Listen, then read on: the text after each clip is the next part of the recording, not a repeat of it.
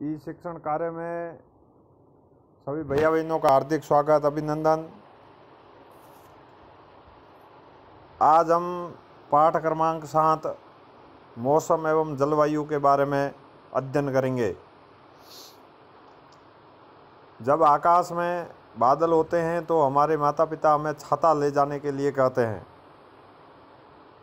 हमने परिवार के बुजुर्गों को पारिवारिक समारोह आयोजित करने से पहले मौसम के बारे में चर्चा करते हुए सुना है, यानी ये दैनिक जीवन के उदाहरण हैं। इसी प्रकार खेल शुरू होने से पहले मौसम वैज्ञानिक जो होते हैं वो मौसम के बारे में चर्चा करते हैं, विशेषज्ञ होते हुए। मौसम का किसी खेल पर अत्यधिक प्रभाव पड़ता है, इसका हमारे जीवन में भी अत्यधिक प्रभाव पड़ता है। हमारे दैनिक क्रियाकलाप उसी दिन के मौसम के पूर्व अनुमान पर आधारित होते हैं। दूरदर्शन, रेडियो और दैनिक समाचार पत्रों में भी हम प्रतिदिन मौसम के बारे में जानकारी प्राप्त करते हैं, उसमें दी हुई होती है।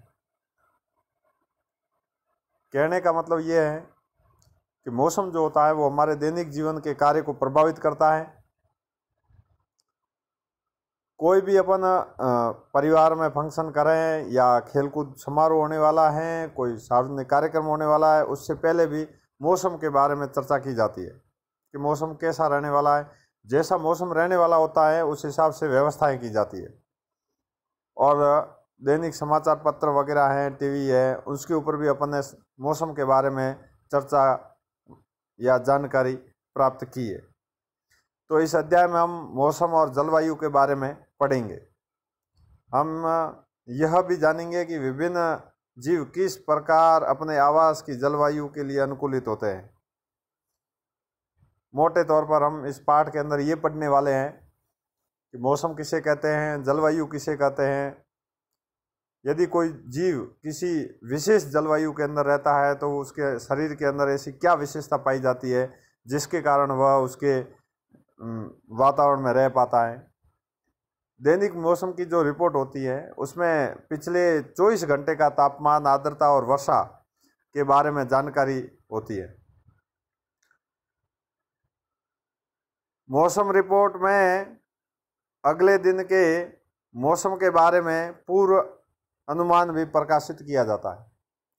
मौसम जो रिपोर्ट होती है उसमें 24 घंटे की जानकारी होती है। उसके अंदर ताप है, आर्द्रता है और वर्षा यदि हुई है तो वर्षा के बारे में जानकारी होगी, नहीं तो ताप और आर्द्रता के बारे में जानकारी होती है। और अगले दिन पूर्व अनुमान है, अगला दिन कैसे रहने वाला है उसके बारे में पूर्व अनुमान भी होता है मौसम रिपोर्ट में। मौसम की जो रिपोर्ट है वो भारत मौसम विभाग, विज्ञान विभाग द्वारा तैयार की जाती है। मौसम की जो रिपोर्ट तैयार करती है, 24 घंटे की रिपोर्ट जो तैयार होती है, वह एक मौसम विज्ञान विभाग जो है वह तैयार करता है। यह विभाग जो है ये प्रतिदिन विभिन्न स्थानों से वहाँ के तापमान, पवन वेग आदि के आंकड़े एकत्रित करता है और मौसम के बारे में पूर्व अनुमान लगाता है। इस विभाग का ये कार्य है। वर्षा को वर्षा तापमापी यंत्र एक आता है, उसके द्वारा नापा जाता है। यह मूल रूप से एक मापक सिलेंडर होता है और उसके ऊपर वर्षा जल को एकत्रित करने के लिए एक कीप लगी रहती है। ये वर्षा मापने का यंत्र है। सभी परिचारक यानी तापमान है, आर्द्रता है, वर्षा है, किन्हीं 2 दिनों के लिए भी समान नहीं होते। जरूरी नहीं है आज जैसा मौसम है वो कल ऐसा कैसा रही है, जरूरी नहीं है। सप्ताह भर भी काफ़ी परिवर्तन हो सकते हैं। किसी स्थान पर तापमान, आर्द्रता, वर्षा, वायु वेग आदि के संदर्भ में वायुमंडल की प्रतिदिन की परिस्थितियां उस स्थान का मौसम कहलाती है। कुल मिला के मौसम की परिभाषा दे रखी है कि किसी स्थान पर तापमान है, आर्द्रता है, वर्षा है, वायु वेग है आदि के संदर्भ में वायुमंडल की प्रतिदिन की परिस्थिति कैसी है। ये जो घटक जो है तापमान, आर्द्रता, वर्षा, वायु वेग, ये घटक मिलकर मौसम बनाते हैं। इनकी क्या स्थिति है उसी को ही अपन मौसम बोलेंगे। तापमान, आर्द्रता और अन्य कारक मौसम के घटक है। ये किसी स्थान का मौसम दिन प्रतिदिन और सप्ताह दर सप्ताह परिवर्तन होता रहता है। दिन में भी परिवर्तन हो सकता है, एक दिन है और दूसरे दिन परिवर्तन हो सकता है, सप्ताह में परिवर्तन हो सकता है। इसलिए हम अक्सर कहते हैं आज का मौसम अत्यधिक आर्द्र है, अथवा पिछला सप्ताह मौसम गर्म था। मौसम में परिवर्तन होते रहते हैं। मौसम एक अत्यंत जटिल परिघटना है। यह क्षण भर में भी परिवर्तन हो जाता है। कभी कभार तो ये होता है कि सुबह के समय तो धूप निकलती है, लेकिन अचानक बादल आ जाते हैं और तेज वर्षा होने लग जाती है। तेज वर्षा के साथ अचानक से बंद भी हो जाती है, चटक धूप निकल जाती है। क्योंकि मौसम इतनी जटिल परिघटना है, अतः इसका पूर्व अनुमान लगाना आसान नहीं है। मौसम जो है ये जटिल परिघटना है, क्षण भर के अंदर मौसम परिवर्तित हो जाता है। जैसा कि किसी भी मौसम की रिपोर्ट से स्पष्ट होता है कि अधिकतम एवं न्यूनतम तापमान को प्रतिदिन रिकॉर्ड किया जाता है।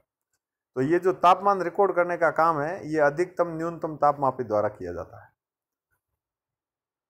मौसम में सभी परिवर्तन सूर्य के कारण ही होते हैं। मौसम जो परिवर्तन हो रहा है, इसका जो परिवर्तन का मूल कारण है, ये सूर्य है। सूर्य अत्यधिक उच्च ताप पर गर्म गैसों का एक विशाल गोला है। ये सूर्य की विशेषता दे रखी है। सूर्य की हमसे दूरी बहुत अधिक है, परंतु सूर्य द्वारा उत्सर्जित जो ऊर्जा है वो इतनी अधिक होती है कि पृथ्वी से इतनी दूरी होने के बावजूद सूर्य हमारे लिए समस्त ऊर्जा तथा प्रकाश का स्रोत है। इतनी सैकड़ों लाखों किलोमीटर दूर है, फिर भी वह पृथ्वी के लिए ऊर्जा का सबसे मुख्य जो स्रोत है वो सूर्य है। अतः सूर्य ऊर्जा जो है का प्राथमिक स्रोत है, जो मौसम में परिवर्तन कर लाता है। पृथ्वी के थल क्षेत्र, समुद्र और वायुमंडल द्वारा अवशोषित और परावर्तित की जाने वाली ऊर्जा भी किसी स्थान पर मौसम को निर्धारित करने का महत्वपूर्ण होती है। समुद्र के समीप रेगिस्तान, पहाड़ी क्षेत्रों के आसपास के मौसम से काफ़ी भिन्न भिन्न होते हैं।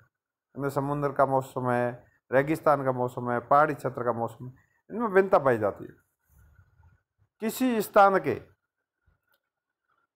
मौसम की लंबी अवधि, जैसे 25 वर्ष में एकत्रित आंकड़ों के आधार पर बना मौसम का पैटर्न, यानी 25 वर्ष तक लगातार मौसम का आंकड़े अपन ने एकत्रित किए, तो जो एक रिकॉर्ड तैयार हुआ, एक पैटर्न तैयार हुआ, उस स्थान की वह जलवायु कहलाएगा।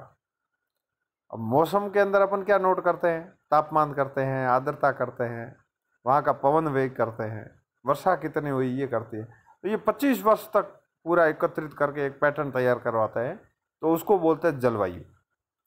किसी स्थान का तापमान अधिकांश समय उच्च रहता है तो हम कहते हैं उस स्थान की जलवायु गर्म है।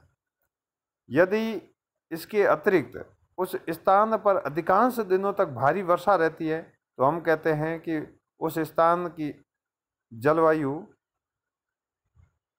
वर्षा भी होती है, तो हम उसे आर्द्र कहेंगे। यहाँ पर टाइपिंग मिस्टेक से जलवायु गर्म छपा हुआ है, तो इसको थोड़ा सा शुद्धिकरण कर लेंगे। भारी वर्षा हो रही है तो वो आर्द्र है। वायुमंडल में आर्द्रता होगी तो भारी वर्षा होगी। हम पिछले कई वर्षों से उसी माह के लिए अनेक वर्षों के औसत तापमानों की भी गणना करते हैं, जिससे हमें औसत तापमान भी मिल जाता है। जो पिछला अपन ने रिकॉर्ड तैयार किया तापमान का, तो हमको एक औसत तापमान भी मिल जाएगा कि कितना तापमान रहा। जैसे 2 स्थान है, जम्मू एवं कश्मीर में श्रीनगर, और जम्मू कश्मीर के अंदर श्रीनगर, और केरल में तिरुवनंतपुरम। तो केरल और जम्मू कश्मीर की तुलना में बहुत गर्म और आर्द्र है, जिसमें वर्षा के कुछ भागों में मध्यम गर्म और मध्यम आर्द्र जलवायु होती है। इसी प्रकार के आंकड़े भारत के पश्चिम क्षेत्र जैसे राजस्थान के लिए वर्षा के अधिकांश समय औसत वर्षा जो है वो उच्च दिखाई देती है, लेकिन सर्दियों में जो सिर्फ कुछ महीनों के लिए ही होती है। तापमान काफ़ी कम रहता है। इस क्षेत्र में बहुत कम वर्षा होती है।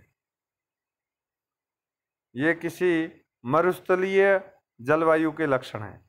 न जहाँ वर्षा कम होगी वह जलवायु वहाँ की जो है वो मरुस्थलीय जलवायु है। यहाँ जलवायु गर्म और शुष्क होती है। उत्तर पूर्वी भारत में वर्ष के अधिकांश भाग में वर्षा होती है, इसलिए हम कह सकते हैं वहाँ की जो जलवायु है वह आर्द्र है। जहाँ जलवायु मरुस्थलीय है वहाँ वर्षा कम होती है, जहाँ जलवायु आर्द्र है वहाँ वर्षा अधिक होती है। जलवायु और अनुकूलन। जलवायु का सभी जीवों पर गहरा प्रभाव पड़ता है। जंतु उन परिस्थितियों में जीने के लिए अनुकूलित होते हैं, उनमें वे रहते हैं। है ना, जो जीव है वो जिस जलवायु के अंदर अनुकूलित हो गया, रहने योग्य हो गया, वही उस जलवायु के अंदर रह पाता है। अत्यधिक सर्द एवं गर्म जलवायु में जीवित रहने वाले जंतु में स्वयं को चरम शीत तथा ताप से बचाने के लिए विशेष गुण होते हैं। है ना, जो तापमान वाले क्षेत्र के अंदर जो रहते हैं उनके शरीर के अंदर ऐसी विशेषता होती है कि वह गर्म जलवायु में रह सकते हैं। सर्द वाले के अंदर जो है, शीत जलवायु के अंदर जो रहते हैं उनके शरीर में ऐसी विशेषता होती है कि वे उस जलवायु में रह सकते हैं। वे सभी गुण एवं लक्षण जो जंतुओं और उनके परिवेश से अनुकूलन में सहायता होती है, और जलवायु के जलवायीय परिस्थितियों के लिए अनुकूलन के उदाहरण के रूप में हम केवल ध्रुवीय क्षेत्र और उष्णकटिबंधीय वनों में रहने वाले कुछ जीव जंतुओं पर इस पाठ में चर्चा करेंगे। है ना, ध्रुवीय क्षेत्र पर जो जंतु रहते हैं उनके बारे में अपन चर्चा करेंगे, और एक उष्णकटिबंधीय वर्षा वन में जो जंतु रहते हैं उनके ऊपर अपन चर्चा करेंगे। जैसा कि नाम से स्पष्ट है, ध्रुवीय क्षेत्र, तो ध्रुव के समीप में रहने वाले क्षेत्र में आने वाले जीव। उत्तरी ध्रुव और दक्षिणी ध्रुव, दो ध्रुव है।